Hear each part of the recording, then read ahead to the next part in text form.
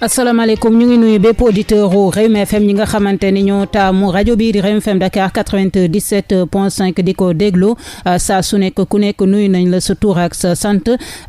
di beral nuyu ak ziar ñi nga xamante ni saa su nekk dañuy bàyyi xel émission bi la toute la ville en parle samedi bu jot 10h jàpp 11h ngeen ci ànd ak Ndeye Comba Moreau tey ji seen émission sociale toute la ville en parle dalal Adama Mboup nekk coordonnateur bu comité de défense des valeurs morale bokk tamit ci kuréel gile mouvement bi lee di ànd sàmm jikko yi ñu daal di fas yéene waxtaanee crise de valeur bi nga xamante ni actuellement am na file ci Sénégal fan yi gis ngeen ni faat yi bari na lu soxal tamit série télévisée yeeg wàllum infidélité ñoom ñu bokk ci ñi nga xamante ni ñu ngi ñaawlu loolu lee ci kuréel gile di Sénégal ngir ñu dakkal film boobule ak yeneen i ponk yoo xamante ni soxal na actualité bi daañu ko waxtaanee ak kile di Adama Mboup ñu lay nuyu di la dalal jàmm. salaamaaleykum Ndeye Comba Moreau ñu ngi lay fay di fay waa réew mi yëpp di leen ziar ak seen auditeurs yi di commencer émission bi ci bismillahi rahmaani rahim ñaan yàlla daane la ko ci alhamdulillahi rabbil alamin waaye tamit di ndokkeel di njëkkee sunu sant yëpp ci sunu borom mi nga xam ni xewal bu waaye am moom dong moo la ko may di julli ci yonent bi sallallahu alayhi wa sallam voilà ñu lay jaajëfal ci sa disponibilité bu baax a baax dinañ la laaj tuuti ci kuréel gi nga xamante ni yaa nekk coordonnateur bi di comité de défense des valeurs morales comité bu ni mel lan moo ko tax a jóg. comité bu ñu mel de li ñuy jàmbat nii rek la ñu sentiroon mooy crise des valeurs bi nga def émission moom lañ sentiroon il y a à peu près 15 ans le 7 mai 2006 ci lañ gis ni dérive yi bëri na rawatina nag ci télévision bi programme yi ñuy jox xale yi bu ñu koy seetaan bu yàggee ñoom ñëpp dinañu yàqu waaw ndax ñi tamit la ngay nàmp moom ngay gàll ñu ci lañ ni nag c'est urgent ñu daje le 7 mai 2006 ci mosquée Point E mais ba ñu woowee ndaje boobu ni vraiment contre dérive yeeg menaces yi nga xam ne moo nekk ci sunu doom yi pour moytu situation bi ñu ne nii nañ ci teel a jóg waaye gis nga tekki boobu kenn xaju fa ñépp a ñëw société civile bi association religieuse yi këru diine yi kenn desul même keroog Abdou Latif Gueye yàlla na ko yàlla yërëm boobu mu ngi dund ñëw na ba mu ñëwee mu ni ku mën a dajale lii yëpp ci ay nit man boo leen ma déggaloon dañuy def marche jëm palais bu ko defee wane ni population bi yëpp li naqari na leen ñu ni ko nag ñun duñu procéder noonu dañuy dem d'abord dañu am ay kilifa am programme donc ci la ñu dem def tuuru kilifa diine yëpp def une pétition boo xam ni kilifa diine Sénégal yëpp signé nañ ko Abdoul Aziz Sy Junior moo ko njëkk a signé ni lii li tax ma koy signé mooy bañ ma woowee ca Algérie sama dernière conférence thème bii laa choisiroon nan la ñuy jaare ci ndaw yi ci télévision bi ak média yi pour mën a yàq ndaw yi programme bi ñu def man moom laa traité foofu donc moo ko signé mook doomam bañ demee après dem ci sëñ Saliou bañ fa waxee Imam Tall dafa wax ba sëñ Saliou di jooy di fomp rongoñam ndax daf ko ni li gën a metti nag ci sunu liggéey Imam Fadil Tall moo jiite woon délégation bi ak ñoom Ahmed Dame Ndiaye ak excellence Fadilou Kane ñooñu ñëpp mu ni ko li gën a metti nag ci lii ñuy dox mooy booy tere dara ñu ni la bu araamoon sëñ Saliou tere ko wala sëñ Mansour ci la sëñ Saliou rongoñ yi tuuru mu jël kaalam fomp ko ni yéen toog leen ñuy bëgg a dem mu ñaanañ ba pare déedéet da ngeen toog yéen doog man ndax yéen samay gan ngeen teral ñu ba ñuy demit mu jël xaalis bu bëri jox ñu ni ñu am leen ngeen def ci seen essence te xam ni ci yéen laa bokk noonu tamit lañ koy defee këru diine Sénégal yëpp donc mu demoon ba am 12 associations yooyu nag bëri na problème yoo xam ni intervenir nañ ci comme déggoon nga guddi town Ndeye Gueye booba ñun on était porté partie civile waaw dañ porté woon partie civile dem tribunal wane ni ñun dañuy appuyer kii bi décision procureur bi donc bëri na tamit yoo xam ne ay série bu daan génn fii ci bouquet Excaf bi ak ay clip dégg nga Think About You am na benn clip boo xam génn na ay góor jigéen defoon ko à l'époque di fóonante ak yooyu ñu attaqué leen en justice mais ñu ngi gën a siiw ci sunu action yi bëri na yuñ def par exemple RTL 9 toll na temps yoo xam ni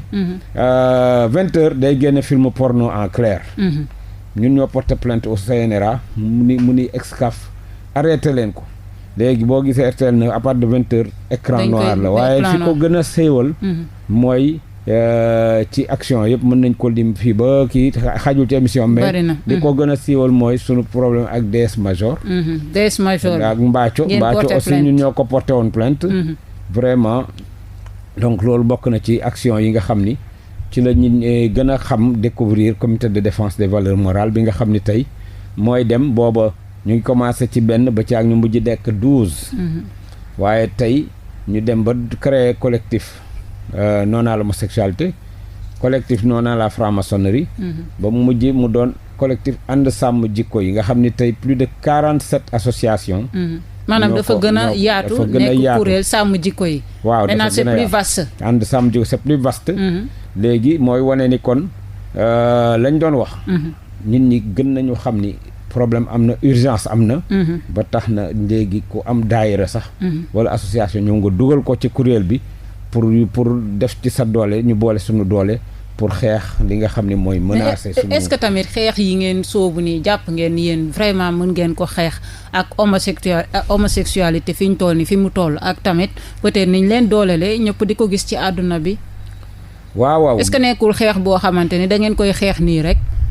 mais au fond xam ngeen ni mënoo leen ko gagné ñun gagné nañu xeex bi ci naka fi mu ne niñ ko gagné mooy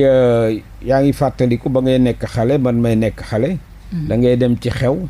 gis góor jigéen mooy animé xew bi mooy ceet muy ngénte mooy ne ci diggu xew ba lëmbe ko ay góor jigéen sax gàngoor lañ daan def mais loolu gisatoo ko bu njëkk da ngay toog sa koñ gis góor jigéen bu sol kii def saagu jigéen biij di dem di ñëw librement ak yooyu waaye yooyu gisatoo ko fi mu ne ba ñu yëngalee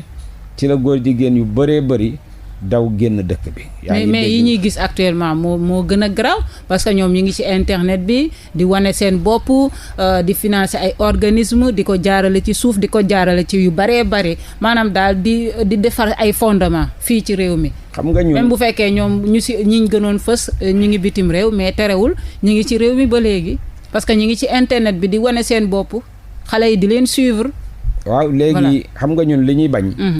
mooy ku ne ca biti doon góor jigéen Elton John góor jigéen la David Bowie góor jigéen la ak góor jigéen yu bëri mais bu ñu nekkee seen góor jigéen ca biti kooku c'est le problème même bu ñuy diffuser un peu partout à travers le monde waaye fii lañ dul nangu ñoom ñu fiy siège di fi lëmbe loolu ku koy defit da ngay làqatu ni ndëmm te loolu fekk mu ngi am propagation do am waaye loo xam ni tey dañ leen may libre kii ñuy debu nekk ci biir koñ yi di organiser ay programme non foofu moo am risque di jël sunuy doom di leen dugal ci seen mbir yooyu waaye loo xam ne yow boo koy def da ngay làqatu comme dëmb loolu moom defe naa c'est pas inquiétant parce que nga même charia ci boppam kay làqatu comme dëmb ci biir këram wala ci biir néegam la mu fay def charia du ko topp waaye la muy bañ mooy loo xam ne dafa ni par force day ñëw ci day penc mi par force nag dañ koy tas par force ndey ko moomoro rakkam bi da ciy dugg aadama mboobu rakkam bi wala jarbaatam bi da ciy dugg loolu lañ dul nangu ku bon sa bon nag na nga bon sa bon mais comme aadama par exemple li may wax ni est-ce que yéen nekkul xeex boo xam ne da ngeen ko laaj parce que tey jii dem nañ ba ci bopp sénégalais yi ñu jàpp ni tëjatuñ benn góor jigéen ci kaso bi comme par exemple boobu laa la jàpp maanaam kuñ jàpp ci affaire góor jigéen suñ la tëjee quelque temps tamit dañ lay génne doo yàgg ci kaso bi. gis nga li may wax toujours dañuy wax le premier pouvoir c'est l'exécutif. mooy président le judiciaire le législatif ba ñu ni le quatrième pouvoir sax c'est la presse nee naa leen déedéet le premier pouvoir c'est le peuple. gis nga peuple lu mu taxaw parce que sunu pouvoir yi dañu libre. des fois dañuy wañaar seen loxo. parce que bëri na ci ñoo xam ne ci ay loge franc-maçonnique lañ bokk te dafa am tubaab boo xam ni dañuy waxtaan ci franc-maçon mu ne man ex franc-maçon laa woon. moom directeur de banque la woon ca Citibank ci France. mu ni ma waaye ma ka ciy laaj daal yu bëri ba caag mu ni ma waaye li ma la mën a xamal mooy un bon musulman ne pas être franc-maçon. ma ni ko lu tax waaw ma ni ko lu tax mu ni ma par exemple premier principe bu franc-maçonnerie mooy il faut encourager toutes les formes de liberté. même la liberté d'être homosexuel mu ne ma est-ce que un bon musulman mën na encourager ngóor jigéen ma ni ko déedéet mu ne ma moo tax man la un bon musulman ne peut pas être franc-maçon mais malheureusement dañu am ci sunu pouvoir yi ñoo xam ni ay franc-maçon lañ kon ñoom tey jii déjà loolu da leen di bloqué pour ñu mën a tere ngóor jigéen ni ko population bi bañee waaye tamit beneen affaire mooy bitim réew di def pression ci ñoom parce que bu ñu fàtte ni lobby franc-maçon yi tey dañu yor xaalis bu bëree bëri tey bu dee da nga pare li imam taal naan ku paree weccee sa diine ak sa ngor ñii jënd ngor ak diine taxaw nañu yor seen xaalis lobby yooyu tey ay milliards lañ yor lobby franc-maçonnique yooyu lobby homosexuel yi ci xeexu sida bi ci lañ constitué wu ay association alors que sida bi c'est 2000 milliards presque de budget par an pour combattre sida léegi ñoom tey ba ñu constitué ay association ni ñun lay ñoom góor jigéen di ak prostituées yi ñoom lay gën a dal kon nañ jël maan bi yëpp nañ leen ko jox ci lañ jël parce que ñoom la gën a sonal waaw parce que ñoom la gën a sonal ci lañ jël maan bi comme ay acte ay aide ci France ci bitim réew ñu jël maan bi yëpp ay milliards yu du jeex teg ko seen loxo léegi nag moo waral sunu nguur yi tey di leen charme parce que sunu nguur yi tamit dañoo bëgg xaalis lépp loo xam day génne xaalis rek ñoom mënuñu ko résister donc tey bëgg nañu ministère de la santé tey bëgg na mën a jot ay milliards par an pour ci pactole boobu te boobaa dañ la naan foog nga reconnaître góor jigéen moo indi tey sunu nguur gi jamonoy Wàdd reconnaître ba 12 associations tey ñu ngi ci ay 17 associations loolu yëpp gis nga bëgg xaalis moo leen koy teg ak tamit bokk ci lobby yoo xam ni seen idéologie mooy par force da ngaa war a jàppale góor jigéen waaye nag loolu moo waral population bi jóg nag collectif non à l'homosexualité bu doon góor gi mu ngi def taxawaayam ni mu ware du créé wu waaye dañu gis ni buñ demee ba fal Sidiki Kaba ministre de la justice nga xam ni en 2008 moo doon défendre góor jigéen ya ca mbaaw nekk seen avocat ñu dem ba fal ko def na benn déclaration boo xam ne na Sénégal war na toll ci développement fu weesu di tere góor jigéen léegi bu ñu demee ba fal ko ku mel noonu en ministre de la justice góor jigéen yëg ni en 2015 ba ñuy takk fii ci guddi Mawlud dañu yëg ni ñoom léegi seen ministre moo falu exactement nekk ministre de la justice kon lu leen neex def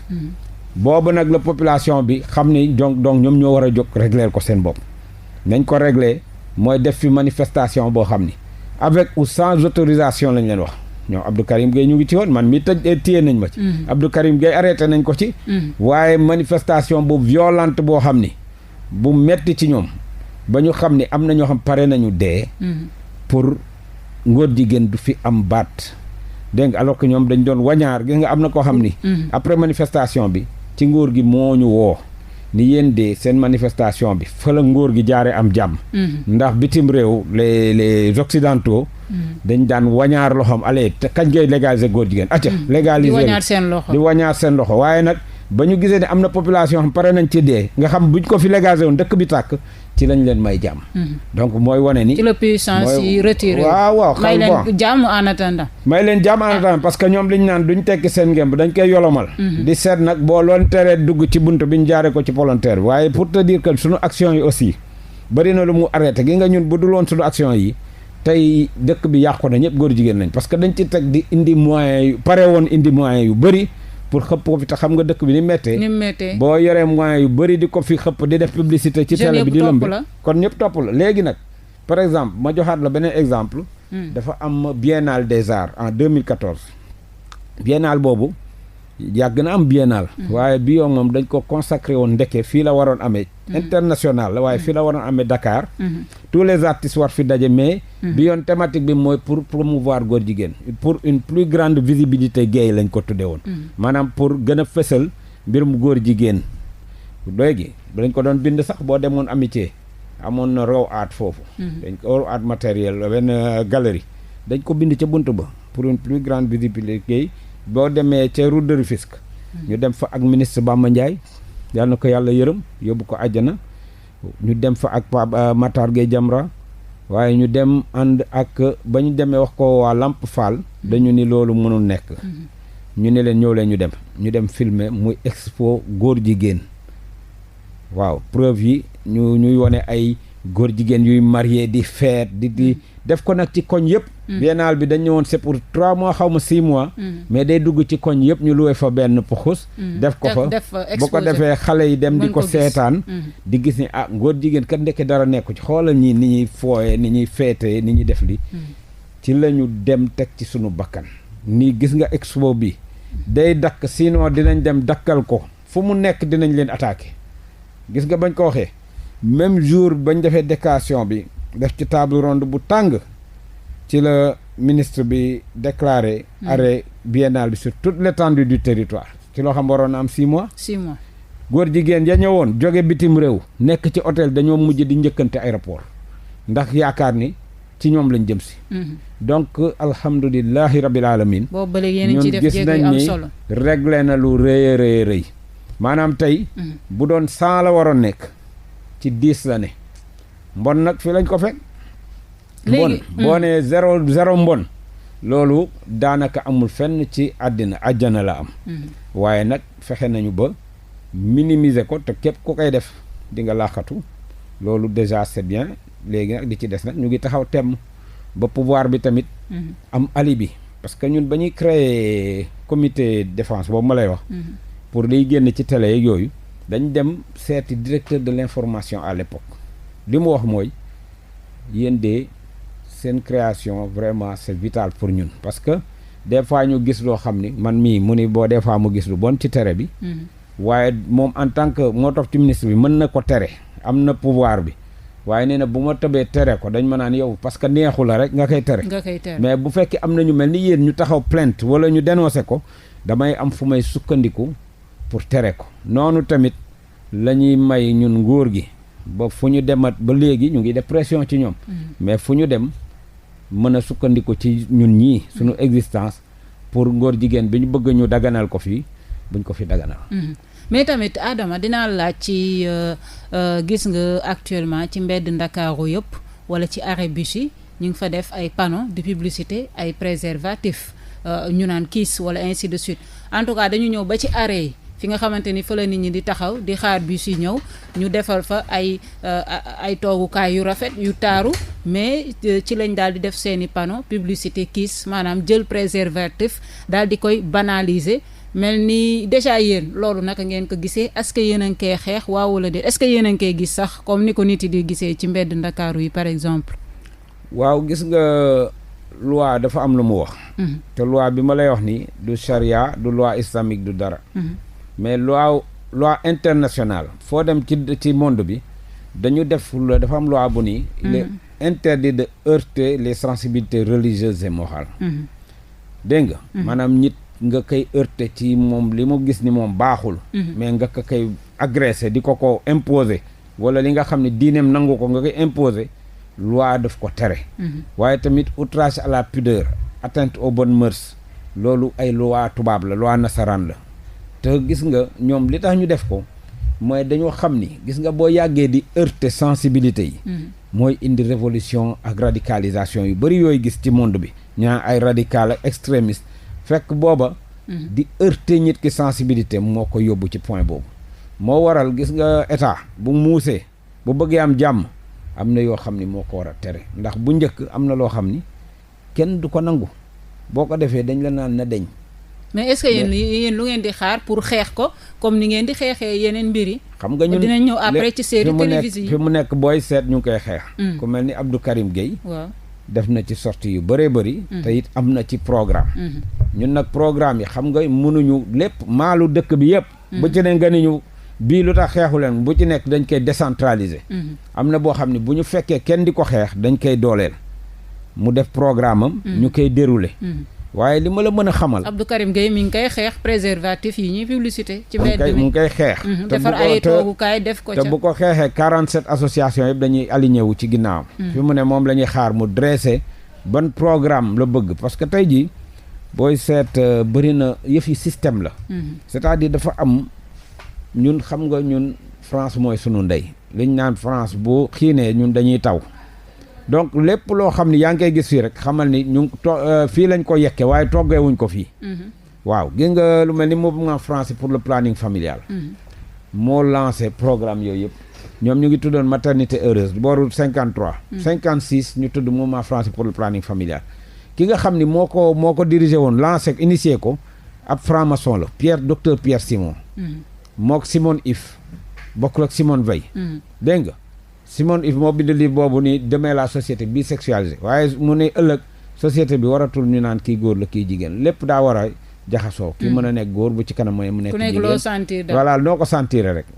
donc ñooñu tey ñooñu lancé le programme boobu. xam nga ni lii yëpp ñu ngi ko tàngalee nank ci planning familial. dégg nga bu alors que ñoom maa ngi lay jox boo xamee rek seen cursus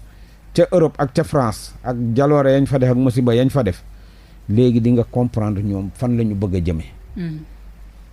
tey ñoom ba ñu tàmbalee li ñuy njëkk a wax mooy planning familial waaw pour xam nga ñoom déjà mooy jigéen dafa war a mën di jël même France da ko tere woon. planning familial 1920 dafa am loi bu ko tere woon. dégg nga boo da bëggoon planning Angleterre nga daan dem pour mën fa planning jënd fa say bagage ñëw 1967 la ñu approché député bu ñuy wax Nevis. Nevis xaritu De Gaulle la woon même De Gaulle parce que dañ doon France ñu ngi ko tudde woon la fille aînée de l'église am na yoo xam ne ñun niñ ko bañee nii dafa amoon doole ñun ni ñu bañee yii noonu lañ ko bañee woon léegi nag Nevis De Gaulle tamit il était très chrétien moom it mu bokk ci ñi ko bañ ñu Nevis comme xaritam la woon booyam la woon ñu jaar ñoom ci Nevis ni ko daal demal baab général donc ba mu daal di ñu expliquer ko non lii c'est-à-dire xam nga c'est wax daal xam nga dañ lay baab rafetal la ko ba dëggal ni ko kon dinañ ko daganal 1967 la ñu daganal planning familial ca France damay lire seen bilan ba ñuy def seen 50 ans ñu ni fexe nañ ba planning familial dagan fexe nañu ba avortement dagan fexe nañu ba génne jigéen ñëpp seen kër remplacé nañu jupon ak jupe maanaam sœur yi remplacé nañ ko mini jupe wala pantalon bu leen neexee ñu ni fexe nañ ba kàddu papa amatul fii ci France da ngay wax sa doom ni la tu mens boo ko yóbboo bu la yóbboo police yow lañ fay téye dégg nga kàddu jëkkër le pouvoir du mari fexe nañ ba amatul loolu yëpp ñu ngi koy ndamoo de maa lire seen bilan te foofu lañ ñu jëmale ñun ñii moo tax programme yëpp nga gis ñu ni prochaine étape bi mooy la fin de l'ordre moral et de toutes les références religieuses maanaam mbaax ci boppam moo war a denc ci kaw suuf ay lii baax na ak lii bon na nit dafa war a def du ko sentir liberté ba pare nag kenn du la juger ba pare référence religieuse maanaam diine na deñ yooyu yëpp da ngay gis fin de l'ordre moral banalisation du sexe nga koy gis ci série yi yooyu yëpp seen programme la te dañ ko wutal ay financement ku leen ko nangoo porteel noonu tamit la ñu wutale ay planning familial financement mais ñi bu ñu ñëw rafetal la ko ni la pour kii sëy ki nekk ci sëy la rek pour vraiment mu bañ a sonn espace naissance yi mu noppalu doom yi kii bu ko defee nga rafetlu ko fekk du loolu ndax bu doon loolu mooy dëgg bi gis nga ba ñu toogee ba am assise ci lycée yi lañ dem ci collège yi dafa distribuer ay préservatifs donc ñoom ñooñu mooy seen objectif dañoo bëgg njaaloo gi tas mais njaaloo gi boo libéré wul préservatif libéré woo planning familial ay pilule du lendemain bu ko defee nit ñi dañuy ragal da nga leen di yombalal njaalo bi da nga leen di yombalal njaalo bi di leen jox ay matukaay yoo xam ni dinañ mën a njaalo boo ko deful bu boobaa ñoom dañuy boo leen bëggee njaalo loo dañuy bañ boo ko defee lii dama ci fekk defal lii te dara du la ci fekk léegi nag comme yooyu yëpp lancé nañ ko mais terewul ndax ni nañu benn Ghanéen am na séminaire bu fi amoon moom bokk ci ay affaire ONU Femmes ak ñooñ di dox yooyu mu ñëw moom révérend la labbe la foofu ci Ghana mais ni na yokk def yi deful lu dul yokk mbon ci kaw suuf ni na tey jii Saint-Valentin ni na seen Saint-Valentin foofu ni na yooyu yëpp dañ ko war a xeex parce que ni na bu passé suba sa dëkk ba préservatif lay doon te day manqué donc ça veut dire que ni yooyu yëpp ay programme la pour promouvoir njaalo waaye loolu mooy problème bi ba ci sunu société yi c'est-à-dire ñoom bu ñu la bëggee def loo dara liñ naan xale yi bu njëkk boo ko bëggee jëloon na ni vakin day bañ waaye da nga koy lëmas ca ñooxitu mburu gëm loo ko ni lii ñooxitu mburu la mburu rek la jël waaw boo mooy sax nga chocolat ko mu jàpp ni kon mburu chocolat nga ko jox fekk ni vakin nga ko dugal loolu la ñuy def aussi ci suñu société fi dañ ñëw sax bàyyi imam ndeysaan duñu comprendre ñu rafetal leen ko ba ñuy wër di conférence ak ñoom naan waa planning dafa dagan imam yi sax waaw d'accord nañ ci neen l'islam bañu ko d'accord nañ ci l'islam bañu ko fekk ñoom nañ leen ko présenter la dañ lay nax waaye ñoom bu ñu la waxoon seen objectif final ak leen tax a jóg nga wuti yat te gis nañu ni nañu préservatif gi nga xam nga sida ba léegi mu ngi à plus d'1 million d'infections par an. ni nañu bokk na 2013 médecin àdduna bi yëpp yi def sida dañu daje à Atlanta ñu ne nag nañu wax un discours de vérité li tax sida 1982 ba léegi ñu koy financé di ko xeex mënul dellu ginnaaw mooy libertinage bi maanaam mbon gi la ñu nanguwul nit ñi bàyyi leen mbon bis bu nekk ñoom lobby yi comme lobby franc-maçon yeeg yeneen lobby yi nga xam ni dañu bëgg tas àddina bi ñoom gëm nañ ni àddina bi Lucifer moo ko moom Iblis. yàlla moom ko ñoom Iblis lañuy jaamu ak lépp lu mu bëgg. lu mu yaakaar ni bëgg ci la ñuy xëy. di seet mu puus. mu ni leen nag fekk nanguwu leen tere ngóor jigéen wax ko officiellement même bu dee sax ñoom duñ ko bàyyi mais nañ ko suspendre le temps ñu régler affaire u sida bi. jaay sa bopp prostitution. fi mu ne dañ ko wutal carte boo xam ne ci àddina bi yëpp ba ci Sénégal. boo dajee policier guddi. mu arrêté la nga wane sa carte mu tóojal la ni la tu es en règle. loolu système de débauche boobu encouragement incitation à la débauche. dégg nga loolu yëpp buñ koy encouragé ni na leen sida bi du fi jóge waaye tamit mbon njaalo parce que tey nit ki boo ko joxee xale bi ne man daal dama bëgg absteniru. dégg nga dama bëgg bañ a sëy parce que lii ak la nga ñëw ni ko préservatif a ngi ni même boo ko mayoon carton préservatif dugal nga ko ci circuit boo xam système boo xam ni même boo amul préservatif day dem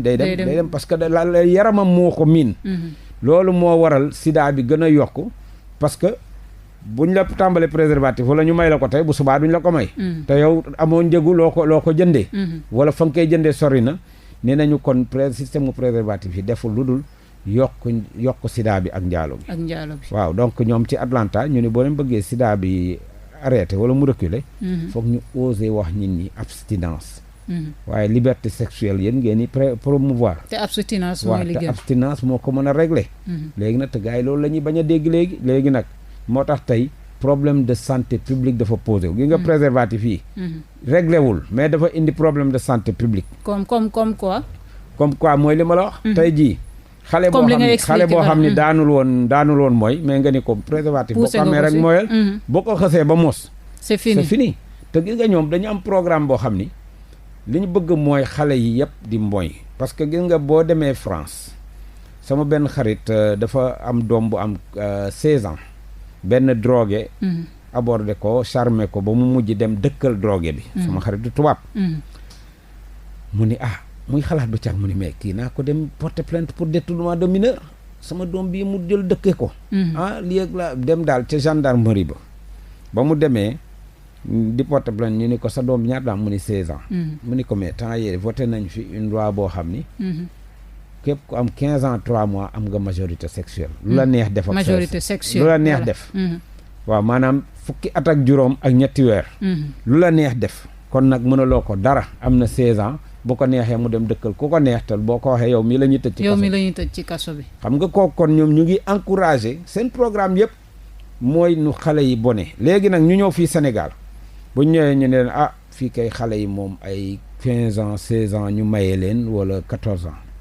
ñu tere le mariage des enfants ñu ni nañ fi def loi boo xam ni majorité sexuelle 18 ans la jëm même lobby yi nga xam ne ñoo xeex fële pour majorité sexuelle dem 15 ans 3 mois fii ñu ngi koy yëkkati parce que dañuy seet lan moo war a mën a gën a bonloo xale yi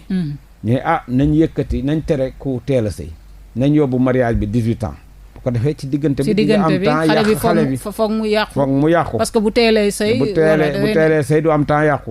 donc ñoom seen programme du gis nga Aimé Césaire da daan wax la France ruse avec ses propres lois maanaam day wax li ba ci yàgg même loi bi mu wëbbati ko boo nga dem feneen fekk mu wëbbati ko interprété ko neneen maanaam ñoom seen loi yi dañu naafeq moo waral kii ni Bouba kii Youssoufa mooy rappeur boobu mu ni France dañuy tëb ni ñu mën a misaale seeni loi mooy dañuy tëb ni ñuy jouer football ba ci yàgg boo leen bëggee gagné ñu ni léegi non coup franc léegi dootu coup franc léegi touche la penalty léegi dootu penalty lii la changer données ci biir jeu bi moo tax beneen rappeur bi ñuy wax Zebda groupe rap boobu ni quand j'ai compris leur loi j'ai compris ma défaite maanaam ñoom seen loi yi taxawul fenn maanaam fu ñu dem rek seet lan moo mën a servir li nga xam ni mooy république mooy laïcité. la ñu bëgg ñoom te ku ne xam na ni laïcité ay franc-maçon ñoo ko créé. te ci lu bon la ñuy doon loi Jules Ferry ak yooyu yëpp. Jules Ferry franc-maçon bu mag la woon. te ñoom ñoo créé li nga xam ne laïcité mooy àddina boo xam ni yoonu yàlla nekku ci. waaw àddina bi yàlla daal la ñuy seppi teg fee. yàlla la ñuy seppi fee doxal ko suñu bopp. moo waral nag àddina bi chaque fois muy gën a karaj. problème bu ñëw bu demee beneen problème ñëw crise bu ñëw beneen crise ñëw parce que ki nga xam ni moom machine bi jox la notice bi. mooy alxuraan wala téere livre saint yëpp nga di. ne la doxalee ko nii nga ne du ma ko doxalee nii dégg nga expliquer la ci alxuraan notice bi yëpp pour gagner loola temps yow na nga bàyyi ko fa keneen soob ba nga ni la non sa portable bi bul ko doxale nii déebu nii la ak yooyu nga mujj changer ko ma dajjil la ko ubboo bëtti lii lu ma neex wax ci problème rek ngay dëkk tôt ou tard. boo ko amul tey di nga ko am ëllëg. voilà léegi tamit ñu laaj la ci série télévisée yi ngeen di wax parce que nee nga yàgg ngeen ko xeex mais actuellement yéen a ngi xeex benn série télévisée bu ñuy wax infidèle coow li bari na même waa Jamra tamit ñu ngi koy xeex lan moo tax ngeen taxaw te mu ne série boobu da ngeen koy xeex est-ce que am ngeen ci gain de cause ak lan moo tax ngeen ne série bi warul jàll ci télé yi. parce que tamit gars yi nee nañ bëri na ay clip yu fiy jàll gën a garaaw te waxoo leen ci am na tamit yeneen film yu fiy jàll gën a garaaw te waxoo leen parfois sax yenn film clip yi génn ñuy laaj ba xam CNRA sax am na ci dëkk bi maanaam kuréel googu est-ce que am na njëriñ déjà infidèle lan moo tax ngeen ne warul jàll ci écran bi. booy gis comité de défense des valeurs morales. ak ànd sàmm jikko yi. bëri na clip ñun nag gis nga suñuy action. du ñu seet buzz. ak di jéem a dem di def tapage. bëri na lu ñu réglé. ci suuf te kenn du ko yëg. waaw léegi am na sunu mbokk Jamra yi nga xam ni jàmbaar lañu mais ñoom nag seen système seen méthode c'est plus communication à outrance comprendre nga. ñoom dañu mais ñun bëri na lu ñuy réglé. ci suuf par exemple bëri na artiste bu def clip ñu xool ko rek ci YouTube bi génnagul sax. ñu woo ko dégg nga ni ko. clip bi de ba mu génn bu génnee moom ñu ngi sa kaw. mu ne bon mu ne kon bu génn. mais mi ngi ci YouTube bi xale yi di ko seetaan si YouTube bi. non c'est-à-dire. dañu xam nga télé. parce que man am na clip yoo xam gis naa ko. ay sénégalais fii clip ko. mu ngi génn si YouTube bi ñu ngi koy teg sax ci télé yi. mais di nga laaj télévision moom la tubaab tuddee. moyen de diffusion publique. moyen de diffusion publique mooy da ngay toog sa salle ak sa njaboot nga bëgg ak nga bañ yëpp ñu ñëw. imposé la ko agressé la. loolu la tubaab normalisé ni lii ak lii ak lii duñ ko nangu kon ñun bu ñuy gérer avant tout nañuy gérer moyen de diffusion publique bi nga xam da nga toog sa salle par force ñu won la lu la naqari wala lu naqari yàlla. waaye YouTube moom c'est autre chose daf ci am volet YouTube boo xam ni ça dépend de l'international. am volet YouTube boo xam ni ci internet ARTP gi mën na ko régler. loolu tamit négligence su état la. laxisme état la moo tax ñu ni laxisme état li muy mujj indi gis nga France dañu joué benn film tudde ko la dernière tentation du Christ. ci biir Jésus mu ngi am coro ci biir. di flirter ak moom. bañ ko wonee chrétiens yi ni ci France Martin Scorsese moo ko joué. chrétiens yi ni film bii du daw. d'accorduñ ci. état bi ni au nom de la laïcité au nom de la liberté de seen yooyu rek. liberté de production xaw ma lan. day daw ba mu njëkkee daw tubaab yi taal nañu 4 salles de cinéma ci biir France. bañ ko taalee. ci la état président jël décret ni nañ arrêté daw diffusion film bi sur toute l'étendue du territoire pour trouble à l'ordre public. xam nga nguur war na moytu nit ñi di yegg foofu. te lii bu continuer nit ñi fa la ñuy yegg. daal li ñuy jëm di plainte CNRA ak yooyu yëpp nit ñi mën nañ ko fajal seen bopp. yéen lu leen naqari ci infidèle parce que waxtu bi bareetul. waaw infidèle kay dafa leer tur bi d'abord. parce que doon nañ fi ay maîtresse d'un homme marié ainsi de suite. maîtresse d'un homme marié ñu nag Jamra ñoo ko attaqué fii. bañ ko attaqué gis nga dañ leen mujj ni retirer leen seen yu bon yëpp parce que ñoom ñoo naroon gën a bon infidèle. waaye bañ leen attaqué. ci la ñu wàññi leen seen yu bon yi même sax da nga gis ci saa si. maîtresse ba mujj doon ñu épouser ko mu doon une femme dootul maîtresse ak yu bëree bëri loolu li ko indi mooy attaque dégg nga ba ndax CNRA dafa ni boo leen continuer lii ñii di plainte gis nañ ko ci te boo leen continuer télé bu ko diffuser dinañ tëj télé bi donc ci lañ ñëwaat toog infidèle ñëw. infidèle mi ngi toj télé bi de. infidèle gën a bon foofu parce que. loo xam ne man xam nga ñun yu bëri yu ñuy intervenir ñun ñi ñoo ñuy woo.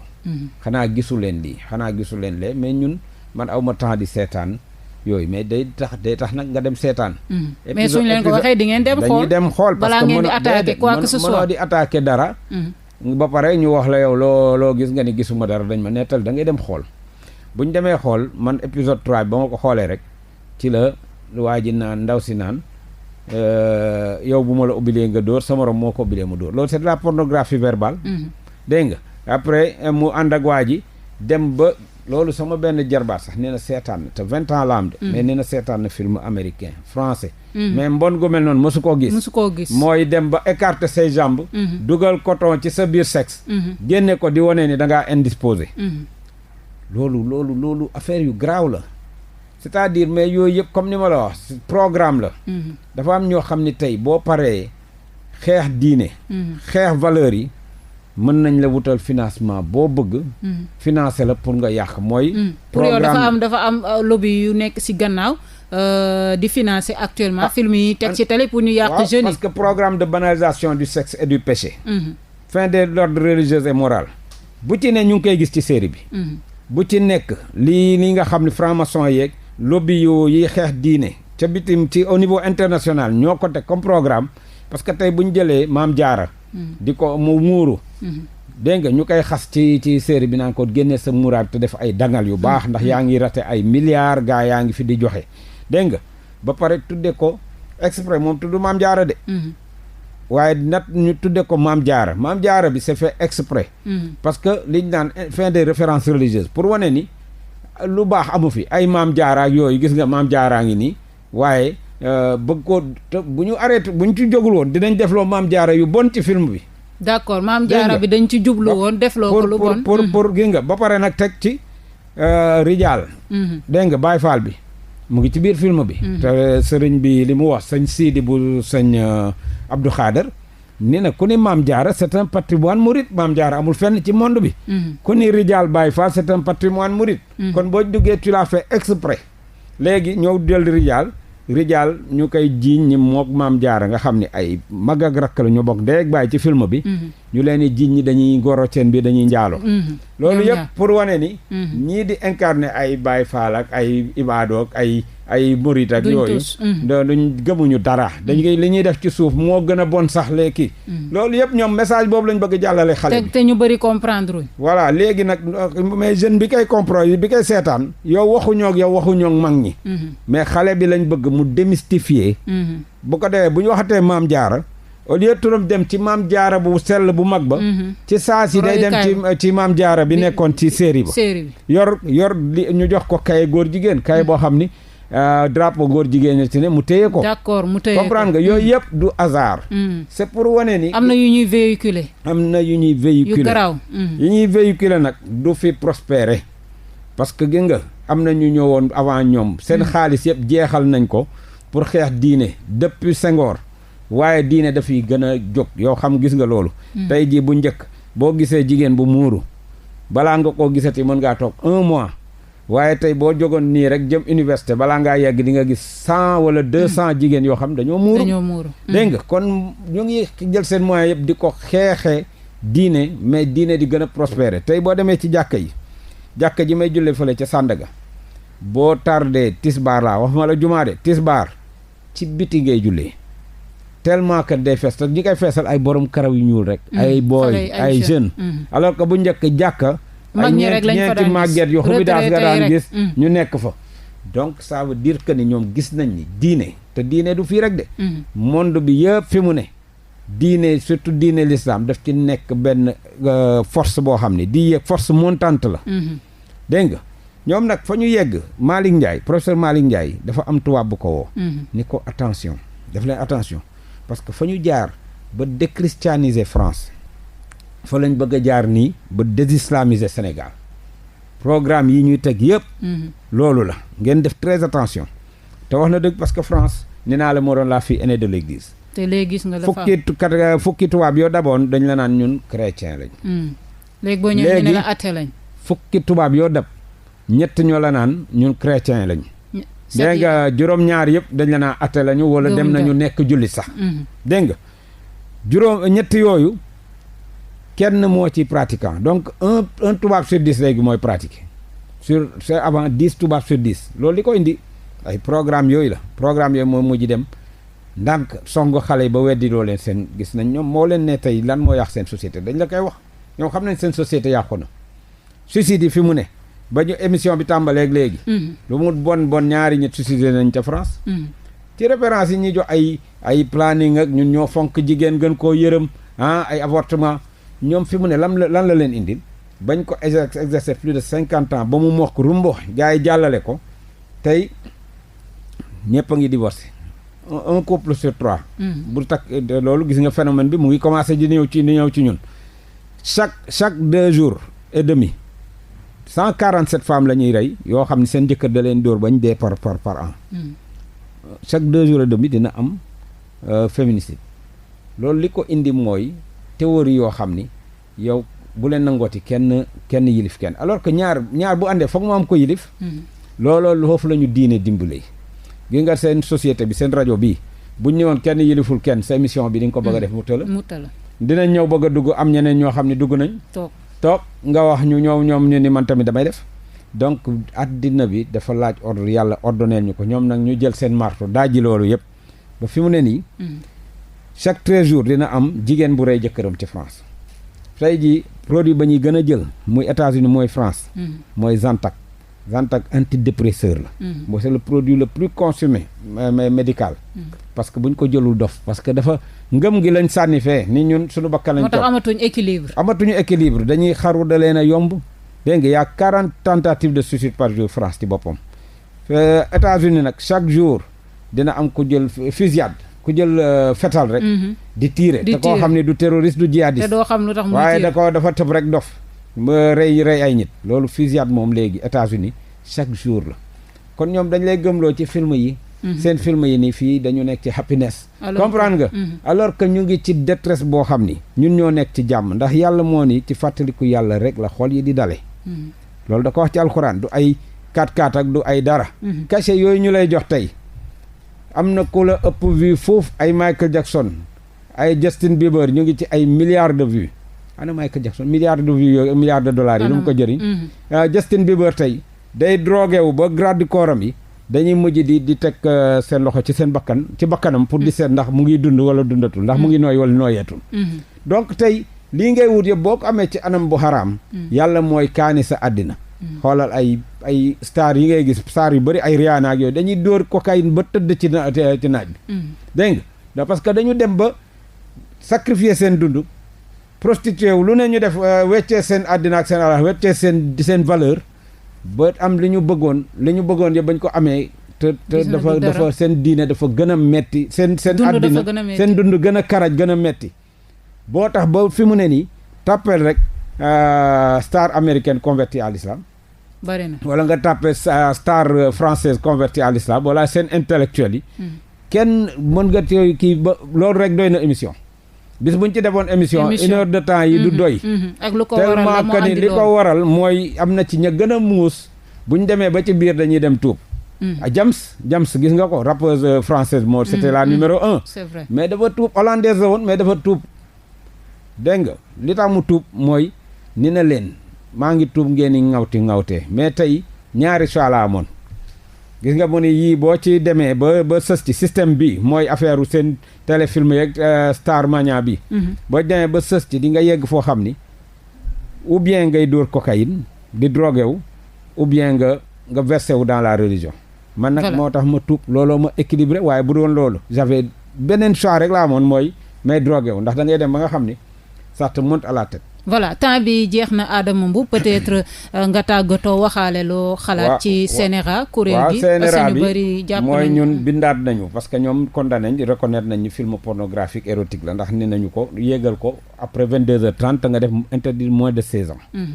donc te ni nañ ko mu retirer tamit yu bon yi ci biir parce que gis nañ ko ñoom seetlu nañ ko seen bopp comme ñoom jox nañ ñu gain de cause waaye ñun fi ñu d'accordul bindaat nañu ñun interjeté appel mooy dañ leen ni interdit moins de 16 ans film érotique la boo demee ca définition Wikipédia wala nga dem conseil supérieur de l'audiovisuel ñoo nga xam ñoo indi yooyu interdit moins de 16 ans c'est pour un film érotique ou pornographique léegi te ñun film érotique wala pornographique du yàgg ba ñu nangu ko ci suñu dëkk parce que tubaab yi film pédopornographique maanaam film boo xam ni mag day sëy ak xale kooku boo ko fa defee même jour dañ koy censurer ba pare tëj la ci kaso bi temps bi jeex na voilà donc nag ñoom li ñu nanguwul ñun duñ ko nangu CNRA bu ko neexoon tey film yii yëpp ngay dégg benn amu ci licence dañuy tëb rek tourner dem kii loolu amul fenn ci monde bi laxine boobu alors que loi bi dafa ni dañu war a wut licence ñu vérifier li ci biir ba pare waa ko cinématographe vérifier ko def ko visa mu soog a mën a jàll waaye tey bu dee ñoom dañuy bàyyi muy jàll directement da leen a neex bu leen neexoon tey mu deñ te ñu ngi am yaakaar dinañ ko dindi parce que jigéenu ànd sàmm jikko yi ay jigéen de ñoo jóg léegi nañu lii moom ñoo koy xeexal seen bopp moo tax ñun xeex bi déggoo ñu ci lu bëri ñoom te jigéen bu jógee lu koy toogloo du yomb gi nga IBK mais li ko fa jële ay jigéen ñoo jóg jigéen ñi bañ jógee la ma sama benn xarit woo yaa 6 mois ni ma kii day dem parce que jigéen ñi bu ñu xësee ba jóg day dem c'est fini dégg nga te loolu mujj na am lii nag dem na ba di frustré di agressé nit ñi nguur gi di seetaan moo tax nguur warul seetaan bu njëkk bu doon jamonoy Nancy Ngom Ndiaye day autosaisiru moom bëri na loo daan gis ci télé bi day autosaisiru door temps bi jeex na foog ñu tàggatoo voilà donc loolu daal ñu ngi kontaan te wane ni daal bu jigéen ñi woote ànd sàmm jikko ne ñëpp dem wuyu ji te ñu ngi pare woote bu dee ñi delluwuñ ci ginnaaw continuer seen agression bi ci série yi bu nañ ñëpp wuyu ji ndax suñu doom yi rek lañ koy defal de bu kenn naan waaw góor ak ñu ngi leen di encouragé nañ ñëpp dem wuy ji bu dee marche ak lu mu mënti doon nañ ñëpp wuy ji ndax suñu doom yi lañ bëgg a sauver suñu diine te ñoo ko war a taxaw ayca mi ngi noonu ñu ngi koy remercier bu baax a baax Adama Ngom nekk coordonnateur Adama Mboup plutôt nekk coordonnateur bu comité de défense des valeurs morales bokk tamit ci mouvement bi di ànd sàmm jikko yi ñu koy remercier bu baax a baax di leen remercier yéen suñu auditeurs yi ànd ak ñun chaque samedi de 10h à 11h Léon Paul Mendy ci réalisation bi Mamadou Diawa Diallo ci technique bi mën ngeen dégluwaat émission bi ci suñu chaîne YouTube Rewmi officiel wala ci suñu portail internet www.rewmi.com Ndeye Comba Moreau di leen wax samedi prochain 10h jàpp 11h ci beneen émission beneen thème ak beneen invité jaa ngeen jëf.